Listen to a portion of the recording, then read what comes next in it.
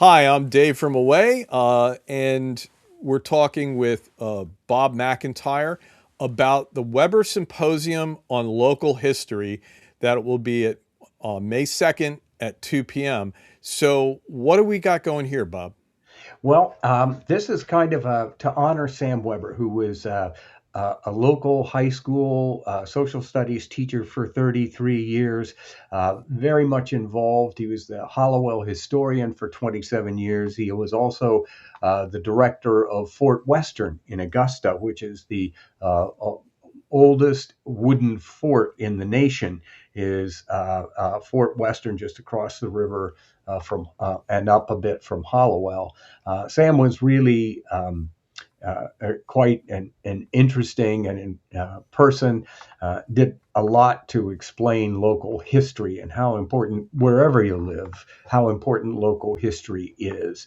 And so this program is going to be focused on a man by the name of James Matthews, who was an enslaved person who escaped slavery, ended up in Boston, and then somehow he was from South Carolina to Boston to Hallowell, where he lived.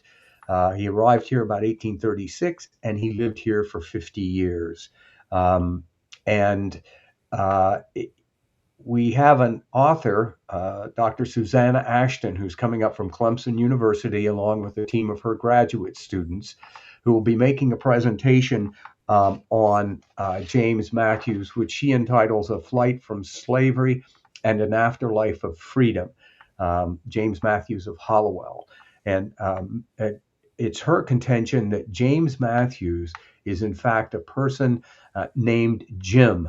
And Jim narrated a series of articles in an abolitionist newspaper called The Advocate, which was first published in Hallowell and then in Portland.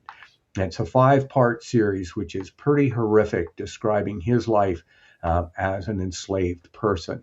And she learned about this series as she was doing research for a book that was published last year called A Plausible Man. And that's the story of the person who spent a night as he was a kind of dodging his way from Portland, headed toward Canada.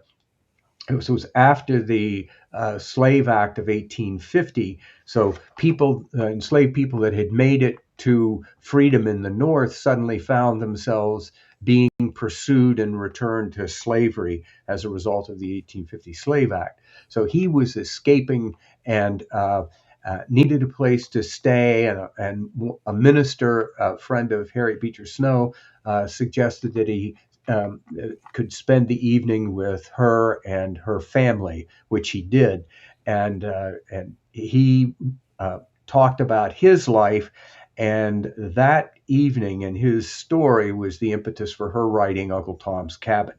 And Uncle Tom's Cabin was the largest selling publication in the 19th century. It's hard to believe the impact that had, but it turns out that the story that James Matthews told, which was published 15 years earlier, really served to ignite the abolitionist movement here in Maine. So the presentation begins at 2 p.m. At Hallowell City Hall, which is at the corner of 2nd and Winthrop Street in Hallowell, and everyone's invited to attend. It should be a very interesting program. Great. I know I'm going to be there, and I hope to see other folks and there. And certainly, I'm going to have links somewhere associated with this video in the bio too. You can see the recollections of slavery by a runaway slave that it's about, and Yeah, so we'll have some links to resources there. And great. but Susanna Ashton, I think, she really she's an English professor, which I find it. She's not a historian. She's an English professor, treating these things as literary pieces, Yeah. but doing really interesting work. I think she is going to be really interesting to hear how she puts together and verifies this connection, this identity. Yeah. And so a lot of times, there was work kind of reminds me of the Midwife's Tale. For a long time, people didn't know who Martha Ballard was. They knew that someone had written this midwife thing, and so it's interesting that we do have people kind of doing these detective stories in history as Yeah. well. And it also casts light on Hallowell's history, that we had newspapers and that, just a little, Oh, you yeah. know, Hallowell was a uh, major publishing center, and probably the largest north of Boston for quite some time. So we were publishing lots of papers, and our library has an extensive, probably one of the most extensive collections of newspapers for the region for that 19th century. It's pretty amazing. yeah. So great. Well, can't wait for all this. See you all May 2nd.